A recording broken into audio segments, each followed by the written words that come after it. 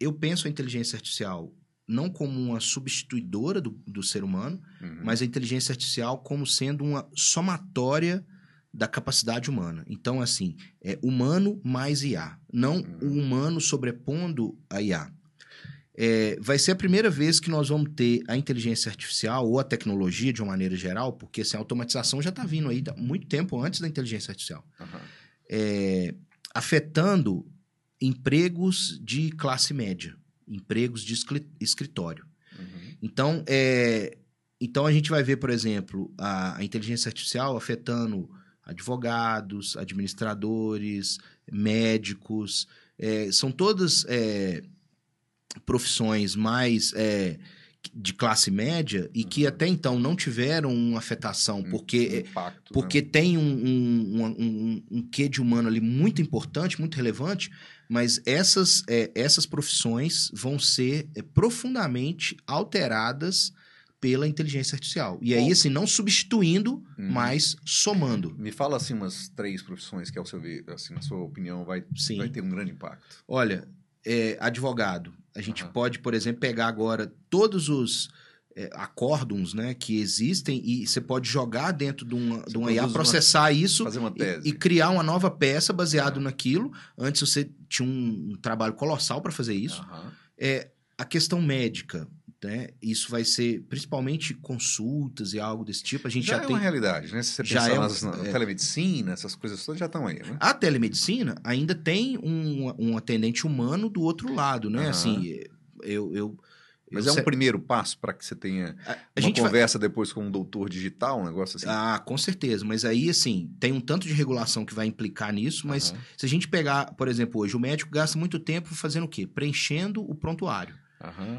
Nós já temos projetos... do resultado do exame, aquela coisa toda. Né? Nós já temos hoje projetos, por exemplo, de pegar um Alexa e colocar um Alexa no consultório para, enquanto o médico está falando o seu nome, o que você está sentindo e tal, e aquilo ir preenchendo automaticamente e o médico poder gastar esse tempo com o paciente. E aí já fazer o processamento e falar assim, olha, esse cara pode ter isso, isso, isso e isso.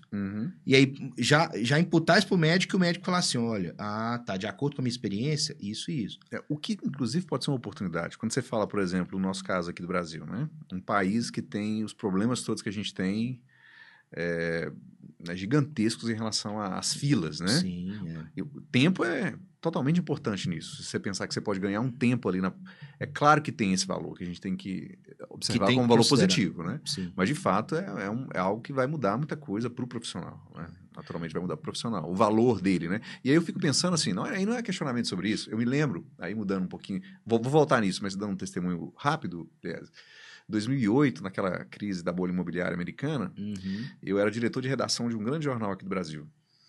E cuidava de redação, tinha um time que produzia texto, que saía para buscar notícia, aquela coisa toda, né? Então tinha todo um ritmo, uma produção, que era uma produção que envolvia produção gráfica, diagramação, depois uma edição, uma impressão, e aí isso gerava um material impresso que chegava na porta da sua casa lá no outro dia de manhã, você pegava aquele livro, tinha um cheiro da tinta, uma coisa maravilhosa. No outro dia, né? Que você fazia, no outro dia. É inimaginável pensar isso hoje, numa era em que a informação é digital, é rápida, né? E tudo bem, tem um questionamento sobre a assertividade, a qualidade disso, né? Outro ponto, profissional do jornalismo. Teoricamente, seria, para mim, a coisa mais assustadora, não tinha essa observação lá. É o terceiro profissional que você ia comentar. É o jornalista. Né? Assim, o jornalista vai ter um impacto muito grande na produção de texto, na edição, numa série de coisas. Do meu caso lá, né? Eu percebi isso, né?